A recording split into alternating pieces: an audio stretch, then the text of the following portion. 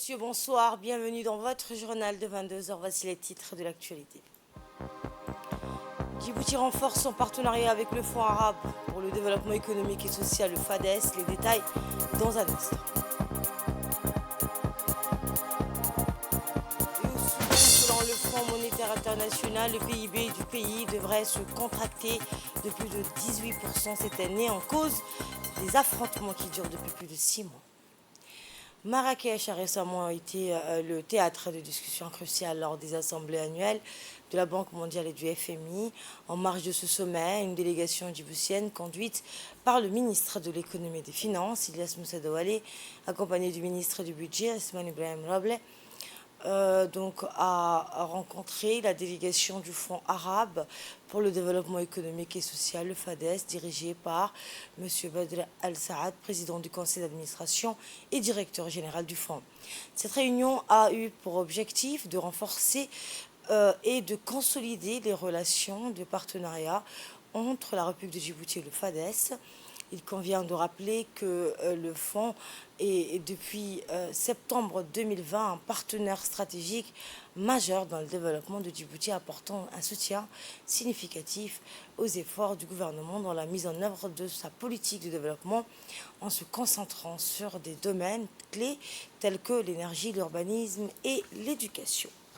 Cette réunion a jeté les bases d'une collaboration future et fructueuse entre les deux parties, et bien renforçant ainsi les liens entre Djibouti et le FADES pour le bien de la nation et de sa population. Écoutons l'intervention du ministre du budget, M. Ousmane Ibrahim Roble. À ces partenariats avec le FADES, nous avons pu avoir des relations, une rencontre de très haut niveau avec le directeur général, Dr Alassad, qui nous a présenté la situation au niveau du FADES, mais qui nous a aussi engagés dans des efforts importants pour consolider le partenariat avec le FADES, surtout dans le domaine de l'hydraulique et de l'habitat.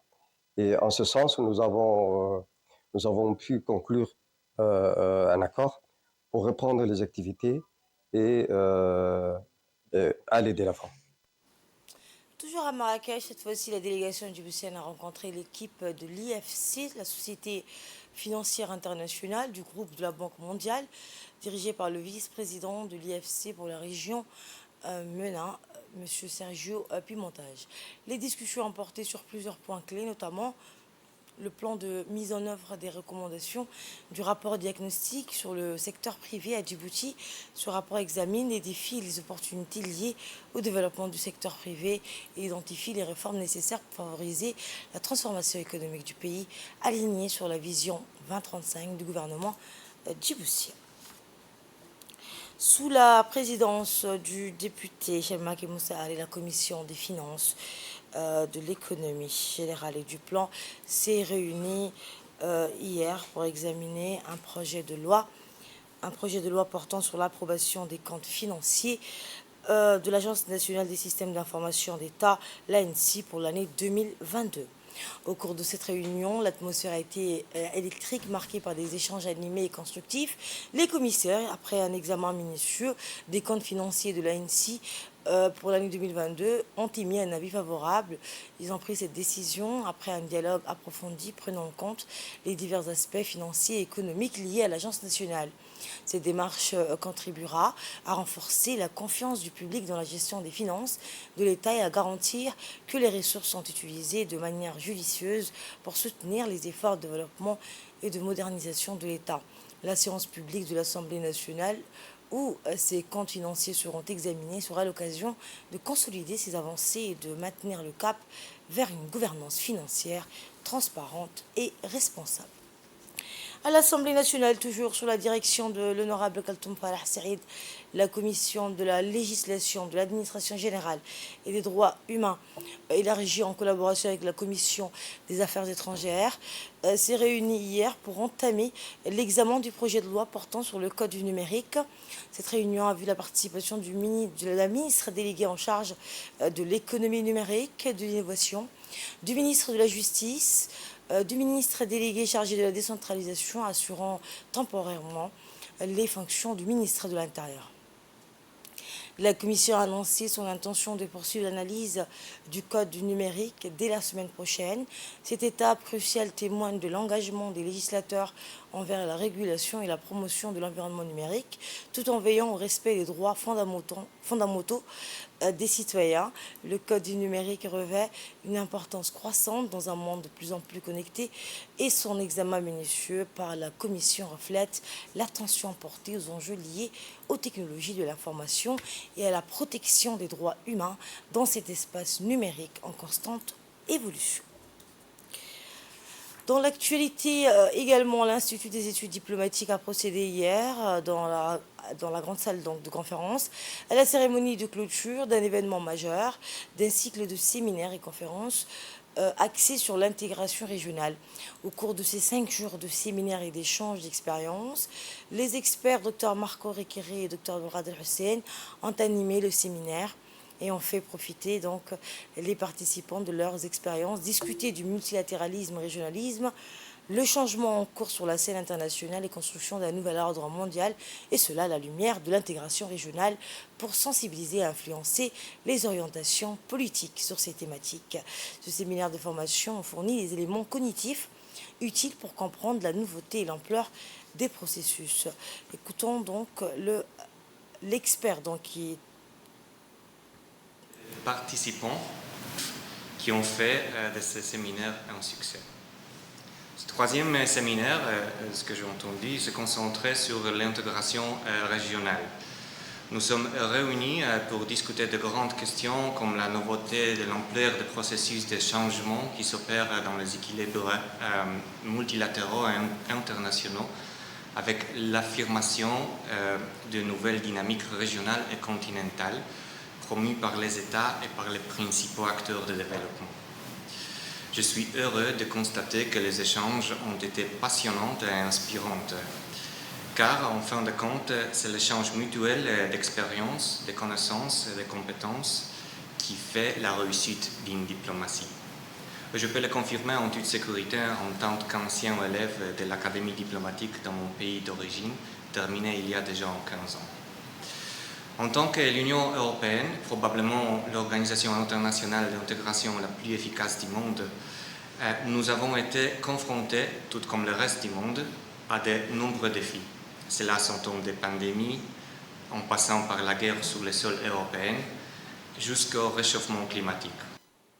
C'était donc le chargé d'affaires de l'Union européenne qui a dans son intervention remercié les participants qui ont fait de ce séminaire un succès.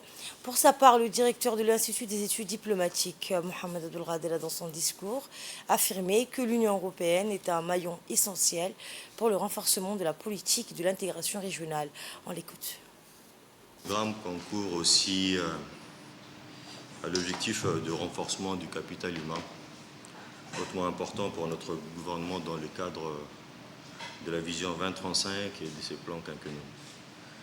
Le processus d'intégration sera une réussite si les acteurs sociaux, économiques s'y préparent et peuvent en analyser les opportunités et les menaces et contraintes, tous en consolidant ses forces. Ce séminaire a donné un schéma d'analyse et d'approche basé sur les expériences d'autres groupements régionaux, tant africains que ceux d'Amérique latine, d'Asie et d'Europe. L'Observatoire géophysique d'Arta, le CERD, a enregistré un séisme faible de magnitude 4.0 à l'échelle de Richter aujourd'hui à 13h50 heure locale dans le golfe de Tadjoura, identifié de type volcano-tectonique. L'épicentre a été localisé à 18 km au nord de la ville de Djibouti à une profondeur de 7,0 km, soit une distance d'hypocentral d'environ 21 km. L'IGAD a organisé un atelier d'évaluation sur la mise en œuvre de la déclaration de Djibouti sur l'éducation des enfants réfugiés.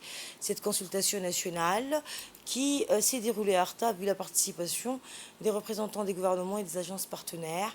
L'atelier de consultation nationale a permis de réunir des informations et des connaissances importantes sur l'état de mise en œuvre de la déclaration de Djibouti. Ce fut l'occasion d'identifier les lacunes et les recommandations pour remplir les cadres et de qualification de l'IGAD l'IGAD et de tirer des leçons de la mise en œuvre du plan national chiffré de Djibouti à formuler des recommandations sur la voie à suivre. Les États membres de l'IGAD ont été appelés à établir des comités nationaux de coordination pour diriger les efforts de coordination nationale visant à soutenir le développement des CNC ainsi que le référencement des certifications nationales. Au nom du secrétaire exécutif de l'IGAD, Mme Fathia Alouane, directrice de la division de la santé et du développement social, qui a ouvert les travaux de cette session, a rappelé que depuis son adoption, la déclaration de Djibouti a connu un succès retentissant. Bien sûr, Clément, de cette ville d'attitude à Arta et l'hospitalité aussi légendaire de nos compatriotes et citoyennes d'Arta. L'adoption de la déclaration de Djibouti, comme vous le savez, qui ont été endossées par le ministère de l'Éducation nationale de tous les États membres de l'IGAD, en fait a marqué un tournant décisif et aussi en ouvrant la voie à toute une série d'activités transformatives pour que notre vision commune en faveur d'une éducation inclusive prenne forme aussi et devienne une réalité tangible. Dès son adoption, la déclaration de Djibouti a recueilli un succès retentissant. Donc ce succès est aussi en grande partie le reflet du soutien indéfectible que nous continuons à recevoir de la part de nos précieux partenaires comme les Allemands. Une délégation conduite par l'ambassadrice de l'Union européenne, Sylvie Tabès, s'est récemment rendue à Obok pour visiter le site des réfugiés de Markazi. Cette visite fait partie du projet Appui aux réfugiés et aux communautés d'accueil à Djibouti qui est financé par l'Union européenne pour un montant total de 5 500 000 euros. Eh bien, la délégation était accompagnée par la première conseillère de l'ambassade de France, le représentant du HCR et les autorités locales d'Obok. Eh bien, le projet financé par l'Union européenne comprend 3 volets importants. Le premier volet concerne la sensibilisation des acteurs clés sur le cadre légal. Un total de 42 sessions de sensibilisation ont été organisées à Djibouti-Ville, Ali Adé, Holhol et Obok. Ces sessions ont permis de sensibiliser divers acteurs, notamment les réfugiés, les demandeurs d'asile, les communautés d'accueil, les autorités locales, la société civile, les forces de l'ordre sur les droits des réfugiés et la protection internationale. Pour le deuxième volet axé sur l'amélioration de l'accès à l'éducation, 9 salles de classe ont été réhabilitées et 7 nouvelles classes ont été construites, dont 3 à Obok. Au total, près de 5 000 élèves réfugiés ont bénéficié d'un soutien diversifié, notamment des uniformes et des fournitures scolaires. Et enfin, en ce qui concerne le troisième volet, 450 réfugiés et personnes des communautés d'accueil ont reçu une formation en entrepreneuriat. De plus, 628 personnes ont bénéficié de kits pour démarrer des activités dans divers domaines, notamment la vente d'articles divers, la quincaillerie, la poissonnerie, la boucherie, la restauration, l'élevage des chèvres, la soudure et la menuiserie. Et après une visite guidée dans le centre des réfugiés d'Obok, la délégation conduite par Sylvie Tabès et son équipe ont eu une réunion de travail et d'échange avec les responsables locaux et les responsables de ces centres. L'ambassadrice de l'Union européenne a remercié la population obokoise pour leur accueil et hospitalité réservée à sa délégation. On l'écoute.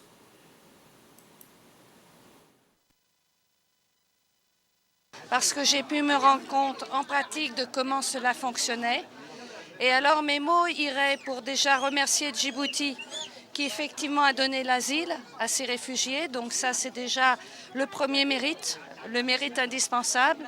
Ensuite il faut reconnaître que nos partenaires qui sont au jour le jour, au quotidien, pour faire de leur mieux pour que ce camp fonctionne, font un très bon travail. Donc l'Union européenne est vraiment fière de pouvoir contribuer à soulager et à gérer ces aspects qui sont vraiment très tristes. L'opportunité de venir avec les représentants de nos États membres ici montre aussi la solidarité que l'Union européenne a vis-à-vis de la thématique des réfugiés de par le monde. Et je dois donc encore remercier Djibouti pour son action très positive. Donc nous avons pu entendre les réfugiés qui nous ont fait part de leurs besoins, de leurs suggestions, et nous allons regarder ce que nous pouvons faire, sachant qu'il y a différents acteurs qui seront amenés à répondre, mais il était très utile de les entendre. Donc je crois que ça va dans le sens d'une amélioration de l'action que nous avons. La ville de Djibouti connaît une croissance urbaine constante caractérisée par un développement multifacette. Ce développement est un ensemble interconnecté aux modernités. Construction de nouvelles cités et développement des artères vont de pair. Voici, c'est un magazine de la rédaction sur un commentaire de Nagat Fad.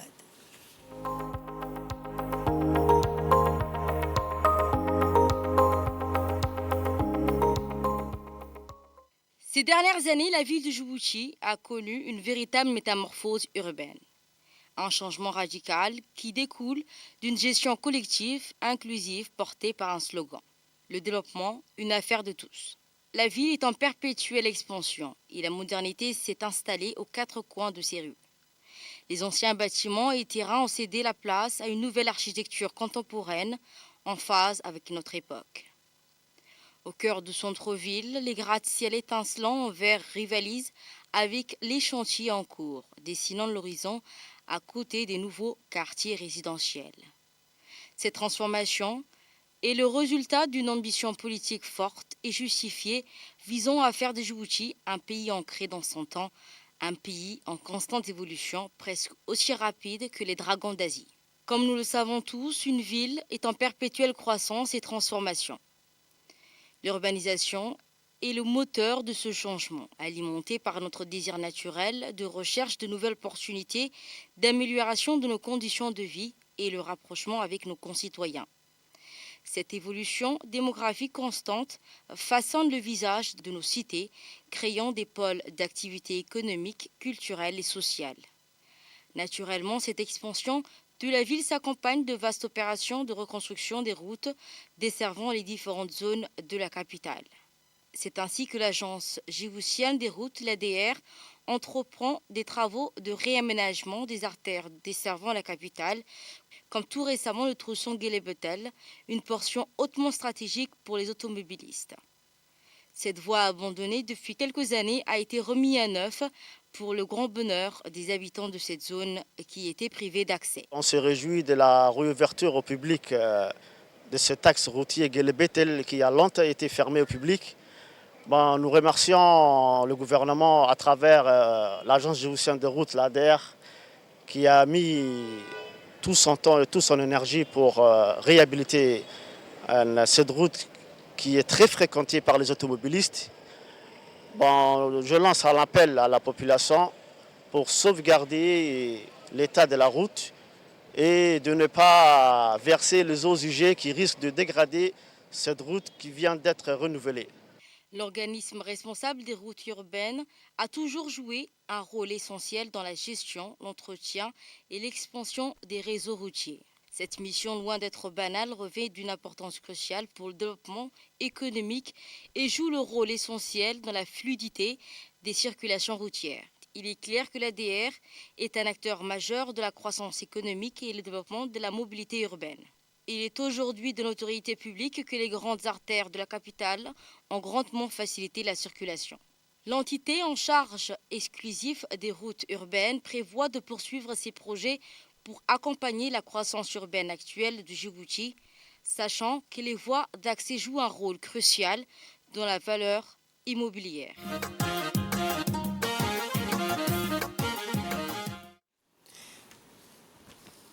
Dans l'actualité régionale à présent, alors que son économie est en berne, les perspectives financières du Soudan ne sont pas réjouissantes. Selon le Fonds monétaire international, le PIB du pays devrait se contracter de plus de 18% cette année en cause des affrontements qui durent depuis plus de 6 mois. Pourtant, le pays ne manque pas de ressources et notamment le troisième producteur d'or en Afrique. Mais les ventes de ce matériau précieux sont à l'arrêt, ce qui prive le Soudan de sa première source de revenus en devises étrangères. L'agriculture, qui représente près de 40% du PIB et 80% des emplois, a également été très touchée. C'est ainsi que prend fin cette édition. Merci de votre aimable attention.